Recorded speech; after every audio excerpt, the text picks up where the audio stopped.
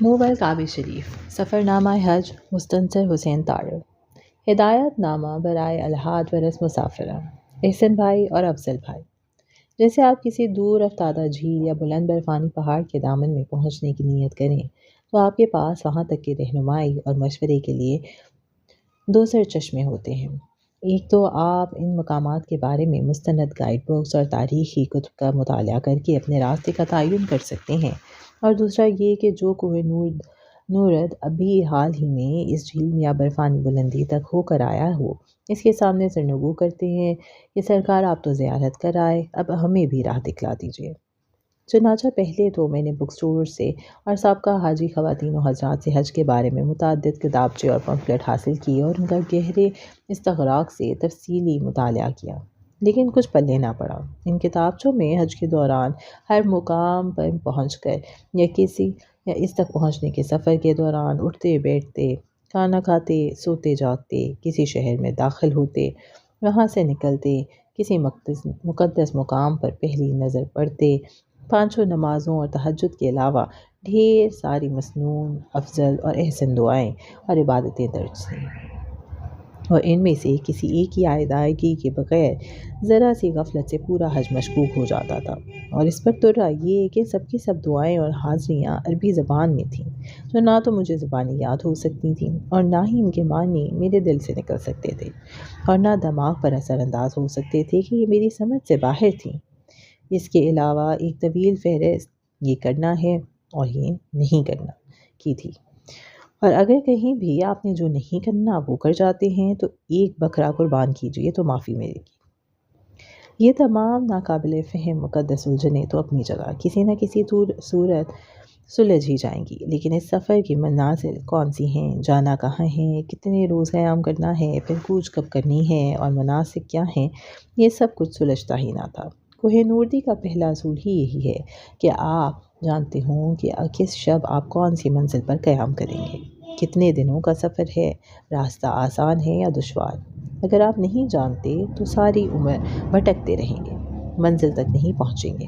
تو میں نے مجبوراً اپنی بیگم سے رجوع کیا، جو ابھی پچھلے برس اس فرض سے کی ادائیگی سے سبکدوش ہو کر حاجن ہوئی تھی۔ میمونہ بیگم سوائے میرے دنیا بھر کے معاشرتی، تہذیبی اور دیگر علوم پر بہت دسترس رکھتی ہیں، اور دینی علوم تو اس کی گھٹی میں پڑے ہوئے ہیں۔ یعنی اس کے والد چودھری عبدالرحمن خان، یعنی ہمارے سسر، جن کا دیدار ہمارے نصیب میں نہ تھا، وہ ہماری شادی سے بہت پہلے فوت ہو گئے تھے، اور اس میں بھی مشیت ایز دی تھی، اور ہماری بھلائی تھی کہ اگر وہ حیات ہوتے تو بے شک اپنی لاڈلی بیٹی کو گھر میں کنواری بٹھائے رکھتے، لیکن میرے جیسے مخدوش کردار کے حامل آوارہ گرد شخص کے پلے ہرگز نہ باندھتے۔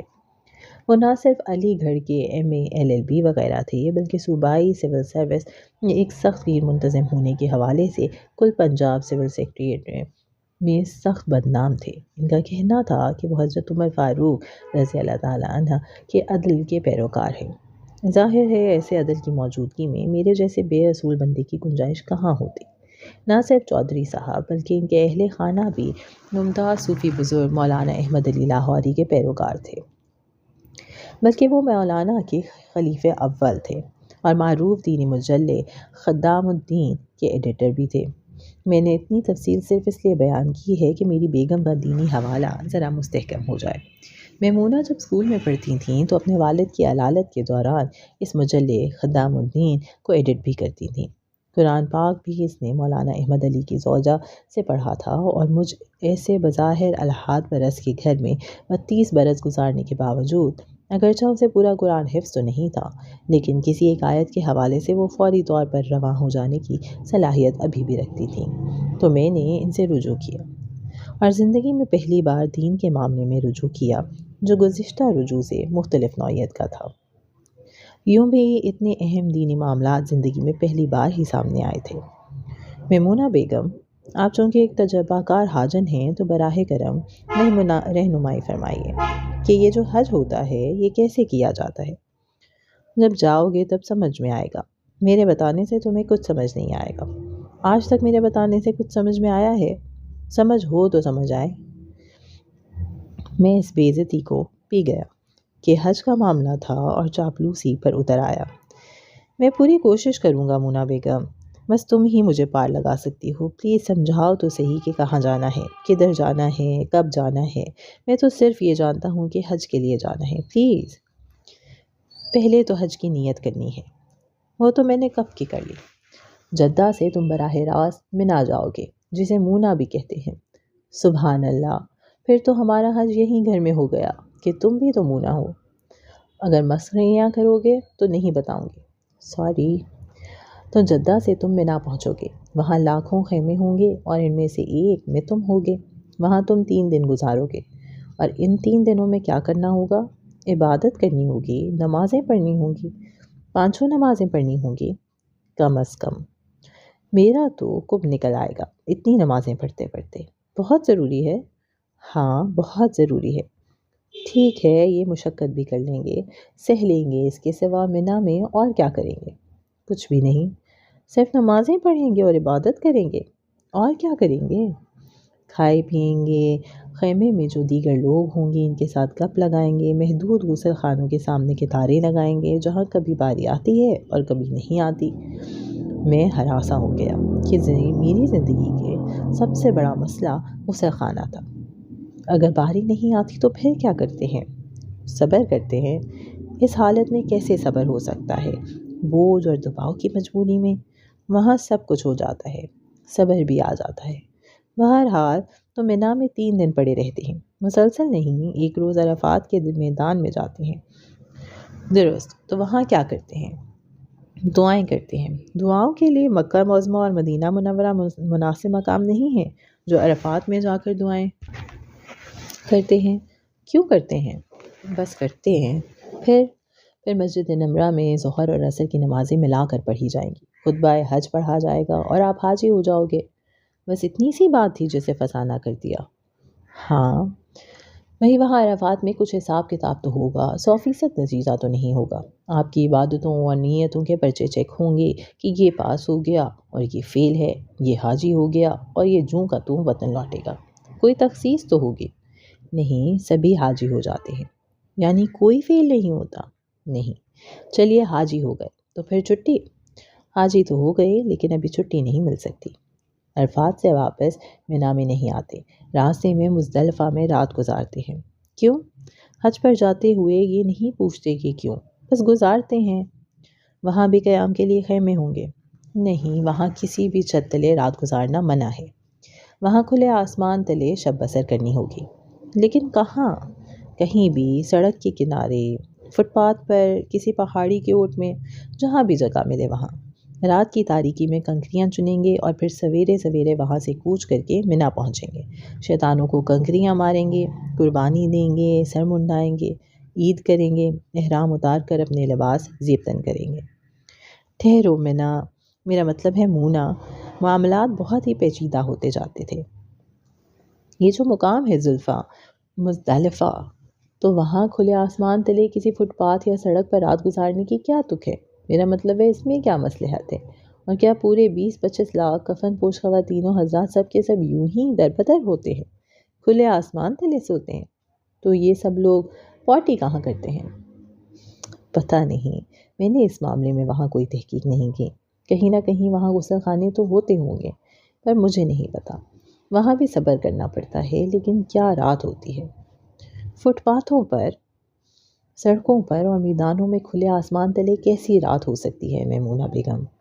سلجوق کے ابا، میں تمہیں ایک بات بتاتی ہوں، بلکہ اقرار کرتی ہوں کہ پورے حج کے دوران اگر کسی شب میں معجزے رونما ہوتے ہیں تو مزدلفہ کی رات میں ہوتے ہیں۔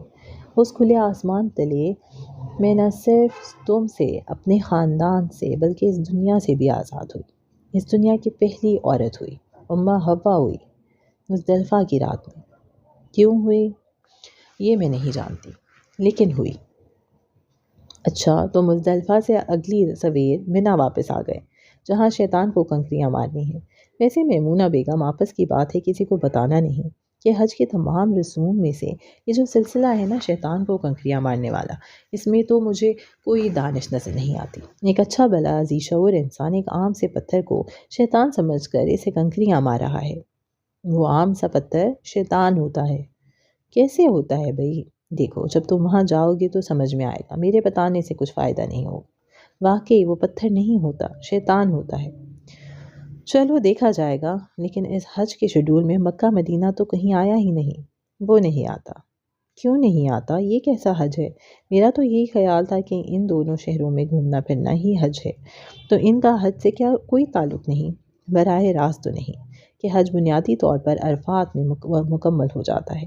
البتہ طواف وداع کے لیے، اللہ تعالیٰ سے آخری ملاقات کرنے کے لیے آپ خانہ کعبہ میں حاضری دیتے ہو، اور مدینہ منورہ، وہاں تمہاری مرضی ہے کہ جاؤ یا نہ جاؤ۔ لو، کیوں نہ جاؤ؟ وہیں تو جانا ہے۔ تو پھر جانا ہے تو پوچھتے کیوں ہو؟ ایک آخری سوال، یہ جو سینکڑوں کی تعداد میں مسنون دعائیں وغیرہ مانگنی ہوتی ہیں، ان کا کیا ہوگا؟ خانہ کعبہ کی پہلی جھلک دیکھتے ہی کیا کیا کچھ پڑھنا ہے؟ روضہ رسول صلی اللہ علیہ وسلم کا سبز گنبد نظر آنے پر جو درود و سلام پیش کرنے ہیں، تو وہ کیسے یاد کروں گا؟ تمہاری نیت ہے نا حج کی؟ وہ تنگ آ گئی۔ وہ تو ہے، تو پھر سب کچھ ہو جائے گا۔ اس طویل مکالمے کے باوجود صورتحال زیادہ واضح نہ ہوئی۔ میمونہ کو حج کے دوران ایک گھبرائی ہوئی محترمہ ملیں تو کہنے لگیں، بہن مجھے تو کچھ پتہ نہیں چل رہا کہ کرنا کیا ہے اور جانا کدھر ہے، بس جدھر سب لوگ چلتے ہیں میں بھی چلی جاتی ہوں، اور جو کچھ لوگ دوسرے لوگ کرتے ہیں میں بھی کرتی چلی جاتی ہوں۔ پتہ نہیں اس طرح حج قبول بھی ہوتا ہے یا نہیں۔ جب سے یہاں آئی ہوں افضل اور احسن نامی بھائیوں سے ہی ملاقات رہتی ہے، جس کسی سے پوچھو وہ کہتا ہے کہ یہ عمل افضل ہے اور یہ عمل احسن ہے۔ ایک بے حد تجربہ کار اور متعدد بار حاجی ہو چکے لاہوری بزرگ سے جب میں نے یہی سوال کیا کہ محترم آپ ہی کچھ رہنمائی کیجئے، یہ عقدہ کھولیے کہ آخر حج ہے کیا، تو انہوں نے فرمایا، سب سے اول تو یہ کہ نیت کر لو، اس میں کھوٹ اور جھجک نہ ہو، پھر منگتے ہو جاؤ، گداگر ہو جاؤ، جیسے لبرٹی مارکیٹ میں تمہاری کار کے بند شیشے کھٹکھٹانے والے رونی شکلیں بنائے، شیشے پر ٹک ٹک کرتے، اس پر ناک چپکائے تمہیں بیزار کر دینے والے منگتے نہیں ہوتے۔ لاکھ کہو کہ بابا معاف کرو، دفع ہو جاؤ، لیکن وہ جان نہیں چھوڑتے، مانگتے ہی چلے جاتے ہیں، تمہیں زج کر دیتے ہیں، بدتمیزی بھی کرتے ہیں، کچھ لحاظ کچھ ادب نہیں کرتے اور مانگتے چلے جاتے ہیں۔ تو بس یہی حج ہے، نیت کرو اور ایسے منگتے ہو جاؤ۔ نیت تو ہم نے کر لی تھی، بلکہ کچھ زیادہ ہی کر لی تھی، اور اس میں کہیں بھی شک کی کوئی ایک قوم پر بھی نہ تھی۔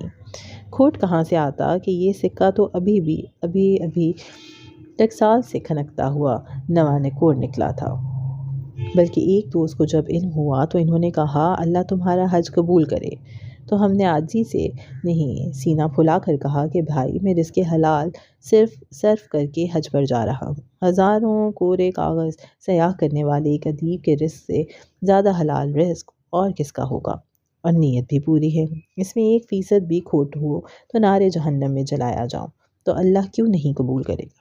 ویسے بھی اگر اس نے ذاتی طور پر بلاوا بھیجا ہے تو کچھ سوچ سمجھ کر ہی مجھے بھیجا ہے، یہ تو نہیں کہ خود ہی بلائے اور پھر خود ہی قبول نہ کرے۔ اس رزق حلال کے حوالے سے مجھے ابا جی کے ایک قریبی دوست یاد آتے ہیں، جو اپنے زمانے میں لاہور کے بہت معروف ڈاکٹر تھے اور بے حد متمول تھے۔ ان دنوں کاروں میں سفر کرتے تھے، بنگلے میں رہتے تھے۔ آخری عمر میں حج کے لیے جانے لگے تو احباب نے دریافت کیا کہ ڈاکٹر صاحب اس سے پیشتر کیوں خیال نہ آیا؟ کہنے لگے، بھائی اخراجات کا معاملہ تھا، اب جا کر بندوبست ہوا ہے تو جا رہا ہوں۔ اس پر استفسار کرنے والے متعجب ہوئے کہ جس شخص کا شمار شہر کے امیر ترین لوگوں میں ہوتا ہے وہ کہہ رہا ہے کہ اخراجات کا معاملہ تھا، تو یقیناً جھوٹ کہہ رہا ہے۔ حج سے واپسی پر ایک قریبی دوست کے اصرار کرنے پر انہوں نے مجبوراً بتایا، اگرچہ اللہ تعالیٰ نے مجھے بہت نوازا ہے، ساری عمر میں نے بھی رزق حلال کمانے کی صحیح کی ہے، لیکن ڈاکٹروں کا رزق چاہے جتنا بھی حلال ہو، اس میں مجبوری شامل ہوتی ہے۔ کوئی بھی شخص اپنی خوشی یا خواہش سے ڈاکٹر کے پاس نہیں آتا، ہمیشہ مجبور ہو کر جاتا ہے۔ بے شک وہ ڈاکٹر کو اس کی پیشہ ورانہ خدمات کے صدے میں فیس ادا کرتا ہے، لیکن مجبوری کی حالت میں کرتا ہے۔ چنانچہ میں نے سوچا کہ میں مجبوری کے پیسوں سے حج نہیں کروں گا۔ میں نے 4 بھینسیں خریدیں، اپنی کوٹھی کے پچھواڑے میں باندھی اور آس پاس رہنے والوں کو اطلاع کر دی کہ اگر وہ خالص دودھ خریدنا چاہتے ہیں تو ہم بیچتے ہیں۔ بھینسوں کی دیکھ بھال اپنے بیٹوں کی مدد سے میں خود کرتا تھا، انہیں نہلاتا تھا، چارہ کاٹ کر آگے رکھتا تھا اور دودھ بھی خود دھوتا تھا۔ چنانچہ میں نے اس آمدنی سے حج کیا۔ باقی سب کچھ تو ٹھیک تھا، لیکن یہ بھک منگے ہو جانے کی شرط مجھے پریشان کرتی تھی۔ اس میں شاید میری اجڑ ڈاٹ ہونے کا جاہلانہ تکبر تھا، یا داخل ہو جانا مجھے اچھا نہیں لگ رہا تھا۔ میں نے ایک بار ٹیلی ویژن کے ایک ڈرامے میں ایک فقیر کا کردار ادا کیا تھا، اور میرے کشکول میں ایک راہگیر نے مجھے سچ مچ کا منگتا سمجھ کر ایک سکہ ڈالا تھا۔ اس کی کھنک نے بھی میری عزت نفس کو ریزہ ریزہ کر دیا تھا، اگرچہ یہ ایک ڈرامہ تھا۔ یوں بھی اس نے مجھے میری اوقات سے کہیں بڑھ کر نوازا تھا، بے وجہ ممتاز کیا تھا، میری جھولی بھرتی تھی، اور اس نے مجھ سے کہیں بہتر، کہیں افضل اور لائق لوگوں سے بڑھ کر مجھے نوازا تھا۔ اور اب مزید مانگنے کے لیے کیا رہ جاتا ہے؟ اور یہ کیا بات ہے کہ وہ خود بلائے اور میری عزت نفس کو امتحان میں ڈالے؟ تو یہ بھک منگا ہو جانے کی شرط مجھے پسند نہیں آئی تھی۔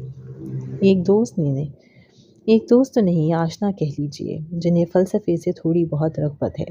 انہیں معلوم ہوا کہ میں حج پر جا رہا ہوں تو پہلے تو انہیں یقین نہ آیا، اور جب میں نے انہیں یقین دلا دیا تو نہایت طنزآمیز مسکراہٹ لبوں پر سجا کر بولے، طاہر صاحب، آپ کسے فریب دیتے ہیں؟ یہ دھوکہ ہم نہیں کھائیں گے کہ آپ جیسے روشن خیال اور وسیع النظر لکھنے والے ایمان لے آئے ہیں اور صدقے دل سے حج کے لیے جاتے ہیں۔ آپ اگر جاتے ہیں تو صرف اس لیے کہ واپسی پر ایک اور سفر نامہ لکھ سکیں اور لوگوں کو مذہبی جذبات کو بلیک میل کر سکیں، جیسا کہ حج پر جانے والے دیگر ادیب کرتے ہیں۔ کسی حد تک تو وہ درست بھی کہتے تھے کہ میں ایک پیشہ ور سفر نامہ نگار تھا، ایک پتھر کو دیکھتا تھا تو پوری کتاب لکھ ڈالتا تھا اور لوگوں کو اپنی تحریر سے سحر زدہ کر کے بلیک میل کرتا تھا۔ لیکن اس بار میرا کچھ ارادہ نہ تھا اس سفر کی رویداد لکھنے کا۔ حج کی نیت میں اور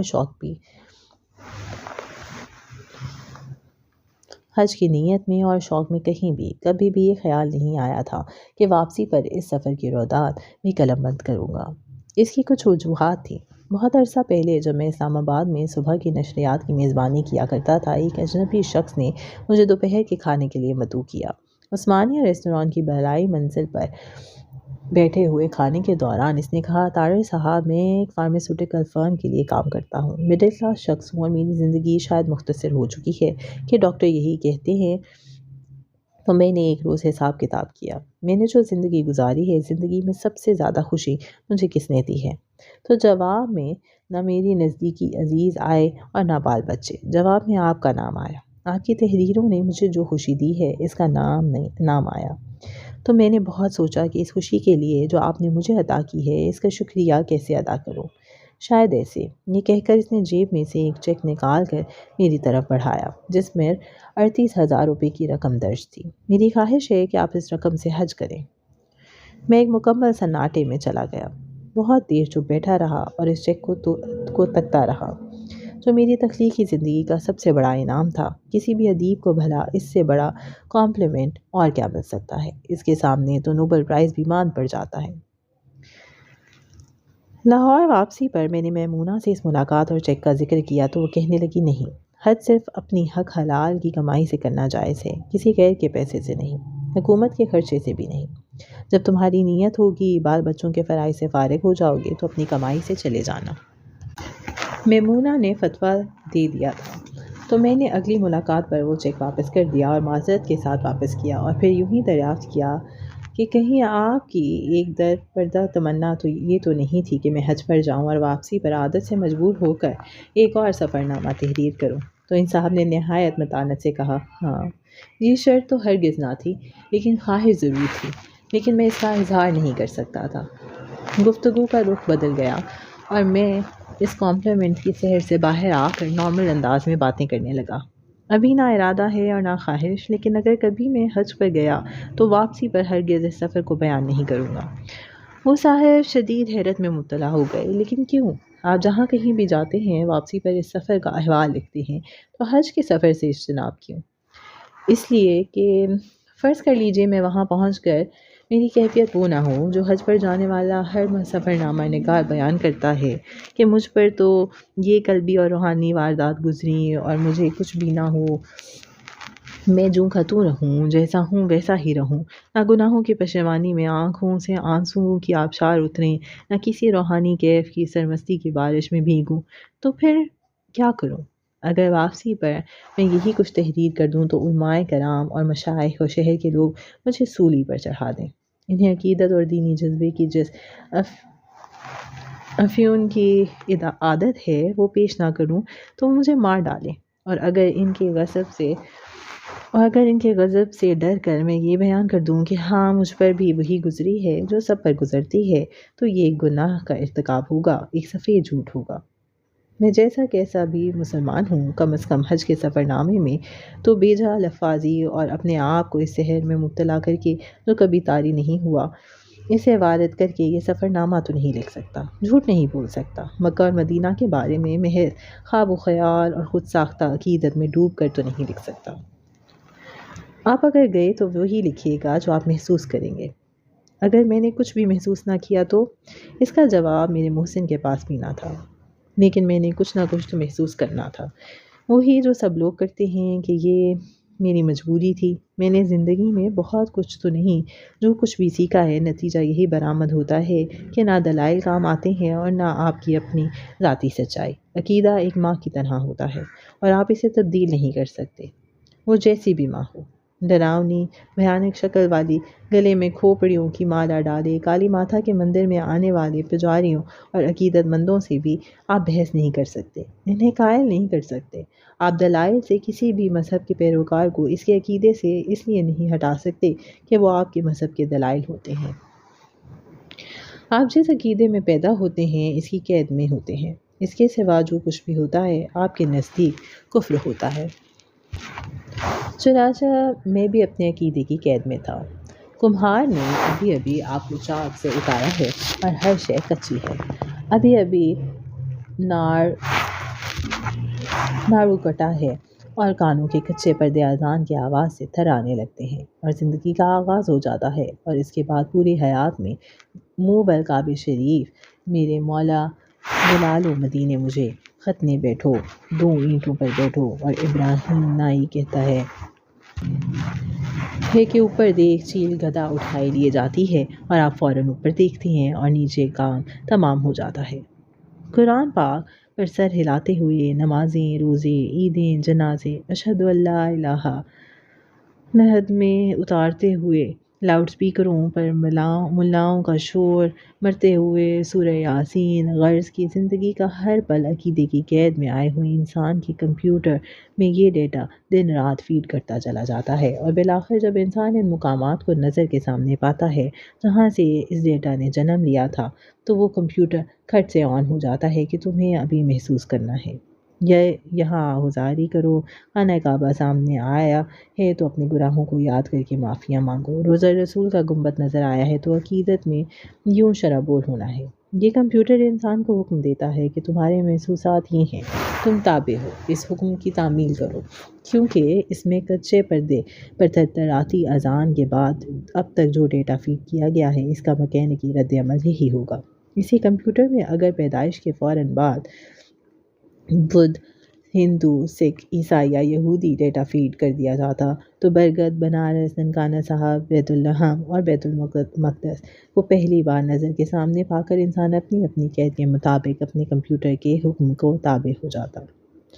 کوئی ایک کمپیوٹر کسی دوسرے عقیدے کے مقدس مقام سامنے پا کر آن ہی نہیں ہوتا، ٹھنڈا پڑا رہتا ہے۔ اس انسان کے لیے وہ کوئی بھی عمارت ہو سکتی ہے، اسے دیکھا تو جا سکتا ہے لیکن اس کے لیے کچھ محسوس نہیں کیا جا سکتا کہ اسے حکم نہیں ملتا۔ تو یہ آپ کا اپنا سراسر غیر جانبدار رد عمل تو ہرگز نہ ہوا، آپ کو مجبور کر دیا جاتا ہے، آپ کا کچھ اختیار نہیں۔ تو میں اپنے مخصوص عقیدے کی قید میں ہوں، میرے کمپیوٹر میں پچھلے 63 برس سے جو کچھ فیڈ کر دیا گیا ہے اس سے فرار نہیں ہو سکتا۔ پھر میں کہاں گیا؟ رد عمل کا فیصلہ تو کمپیوٹر کے ہاتھ میں چلا گیا، لیکن میں ہتھیار نہیں ڈالنا چاہتا تھا۔ میری شدید تمنا تھی کہ میں اس قید سے نکلوں، میرا کمپیوٹر سراسر خالی ہو جائے، سکھنا ہو جائے، مجھے اس کی اطاعت نہ کرنی پڑے، تب میں نیوٹرل گیئر میں وہاں جاؤں اور پھر وہاں کوئی گیئر لگ جائے خود بخود، بے شک بیک گیئر لگ جائے اور میں کسی کھائی میں جا گروں، یا پہلا گیئر لگ جائے تو میں دھچکے کھاتا آگے چلا جاؤں۔ آگے کہاں؟ کہیں بھی۔ تو ایک مجبوری کا سفر نامہ کیا لکھنا؟ ایک وجہ اور بھی تھی۔ ان مقامات کے لیے عقیدت کی عبادت کہ عبادت کی سرشاری اور سرمستی کے، پچھتاوے اور شرمندگی کے اور محبت کے اظہار کے لیے جو لفظ استعمال کیے جاتے تھے ان میں یکسانیت بہت تھی۔ تقریباً ہر لکھنے والا انہی مخصوص الفاظ کا سہارا لیتا تھا، اور جہاں یکسانیت نہ تھی وہاں فکشن تھی، تخیل کی بلند پروازی تھی۔ ایک ناول کی مانند کردار گھڑے جاتے تھے اور انہیں اپنے برابر میں بٹھا کر جنگ عہد کی باتیں کی جاتی تھیں۔ اللہ میاں سے باقاعدہ ڈائیلاگ کیے جاتے تھے اور فلرٹ کیا جاتا تھا۔ یہ بھی مجھے منظور نہ تھا۔ تو عقیدت، عبادت، سرشاری اور سرمستی، پچھتاوے اور شرمندگی کے اظہار کے لیے نئے لفظ کہاں سے آئیں گے؟ اگر یہ سب کچھ محسوس ہوا تو اس لیے آغاز میں کچھ خیال نہ تھا۔ اس لیے میں نے سفر نامے لکھنے کی کوئی منصوبہ بندی نہ کی، کوئی نوٹس تیار نہ کیے۔ حج کے دوران کسی ایک عمارت، ایک چہرے کا مشاہدہ اس نظر سے نہ کیا کہ بعد میں اسے بیان کرنا ہے، تو نہ لکھنے کی وجوہات کی ایک طویل فہرست پیش کرنے کے بعد، اتنے جواز تلاش کرنے کے باوجود کہ میں یہ سفر نامہ کیوں لکھ رہا ہوں۔ عذر گناہ بے شک گناہ سے بدتر ہے، لیکن میں اس کا عذر بھی ابھی پیش کروں گا۔ آپ بے شک اسے چور چوری سے جائے، ہیرا پھیری سے نہ جائے کہ مد میں ڈال کر میرا عذر قبول نہ کریں، لیکن منہ والکعبہ شریف میں سچ کہتا ہوں۔ میں پاکستان سے حج کے بارے میں مختلف قسم کی کتابچے اور پمفلٹ تو ہمراہ لایا تھا، لیکن میری توجہ کا مرکز محمد رفیق ڈوگر کی الامین کی پہلی جلد تھی۔ 3 جلدوں پر مبنی یہ سیرت رسول صلی اللہ علیہ وسلم میری پسندیدہ کتابوں میں سے ہے۔ رفیق کو تو اس عمر بھر کی کمائی کے عوض جو اجر ملنا ہے وہ تو انشاءاللہ ملنا ہی ہے، لیکن مجھے یقین ہے کہ اس اکھڑ مزاج شخص سے مجھے جو قربت حاصل رہی ہے تو اس کے باعث مجھ پر بھی کرم ہو جائے گا، اس کا مجھے یقین ہے۔ جدہ آمد کے دوسرے روز سلجوق نے انٹرنیٹ سے ڈاؤن لوڈ کی ہوئی ڈاکٹر علی شریعتی کی کتاب حج کے 102 صفحات میرے سامنے رکھ دیے کہ ابا اسے بھی دیکھ لیجئے۔ میں ایک مدت سے علی شریعتی کی فلسفیانہ تحریروں کا مداح تھا۔ علامہ اقبال کے کلام سے روشنی پانے والا یہ شخص انقلاب ایران کے پیش روؤں میں سے تھا، جسے نوجوانی میں ہی شاہ کی خفیہ پولیس ساواک نے ہلاک کر دیا تھا۔ علی شریعتی کی یہ کتاب، جس کے وجود سے میں ناواقف تھا، ایک اور انقلاب تھا۔ حج کی جو فلسفیانہ توجیہ اور اہمیت وہ پیش کرتے ہیں یکتا اور حیرت انگیز ہے۔ اس کتاب کے مطالعے نے میرے حج کو ایک ایسا رخ عطا کیا جو میرے گمان میں بھی نہ تھا۔ میں تو سیدھی بات ہے گھر سے ہدایات پر اندھا دھند عمل کرنے کے لیے، سوال کیے بغیر سر جھکائے یہ رسوم ادا کرنے کے لیے آیا تھا، لیکن حج نے میرا نقطۂ نظر یکسر بدل دیا کہ ان سب کا تو جواز بھی ہے۔ اگر میں یہ کتاب پہلے پڑھ لیتا تو اس کا آخری صفحہ الٹنے کے بعد حج کے لیے رخت سفر باندھ لیتا۔ میں آئندہ دنوں میں اس کتاب کا تذکرہ کرتا رہوں گا۔ ویسے تو یہ کتاب اس لائق ہے کہ پوری کی پوری مثال کے طور پر نقل کر دی جائے، لیکن شریعتی کے ایک تصور نے مجھ پر گہرا اثر کیا۔ وہ کہتے ہیں حج کیا ہے؟ حج دراصل ایک سیاہ فام غلام عورت جس کا نام ہاجرہ تھا، اسے خراج تحسین پیش کرنے کا نام ہے۔ ایک اور مقام پر ان کا بیان ہے کہ تمام انسانیت میں سے ایک عورت اور تمام عورتوں میں سے ایک سیاہ فام غلام عورت جس کا نام ہاجرہ تھا، رہتی دنیا تک لوگ اللہ کے گھر کے ساتھ اس کی قبر کا بھی طواف کرتے رہیں گے کہ ان کا مدفن وہاں ہے۔ اگر حضرت ہاجرہ کو حضرت ابراہیم علیہ السلام حضرت سارہ کی نسوانی حسد کے باعث ایک نامہربان برباد بیابان میں نہ چھوڑ جاتے تو نہ زمزم ہوتا، نہ کعبہ تعمیر ہوتا، نہ صحیح ہوتی، نہ قربانی اور نہ شیطان، اور نہ حضرت اسماعیل کی آل میں حضور صلی اللہ علیہ وسلم کا ورود ہوتا اور نہ حج ہوتا۔ تو حج ہاجرہ ہے، اور اب وہ عذر گناہ۔ اگر حج کے سفر نامے کو ایک گناہ کہا جا سکتا ہے تو شریعتی اپنی کتاب کے آخر میں لکھتے ہیں حج محض عرفات میں مکمل نہیں ہوتا، ادھورا رہتا ہے۔ حج تو دراصل تب شروع ہوتا ہے جب آپ اپنے وطن واپس جاتے ہیں اور اپنے لوگوں کو حج کے تجربے میں شریک کرتے ہیں۔ نہ شریک کریں تو حج ادھورا رہتا ہے۔ تو یہ عذر مجھے شریعتی نے مہیا کیا۔ میں نہیں چاہتا کہ میرا حج ادھورا رہے، اس لیے میں آپ کو اپنے تجربات میں شریک کرنا چاہتا ہوں۔ چور چوری سے جاتا ہے، سفر نامے کی ہیرا پھیری سے نہیں جاتا۔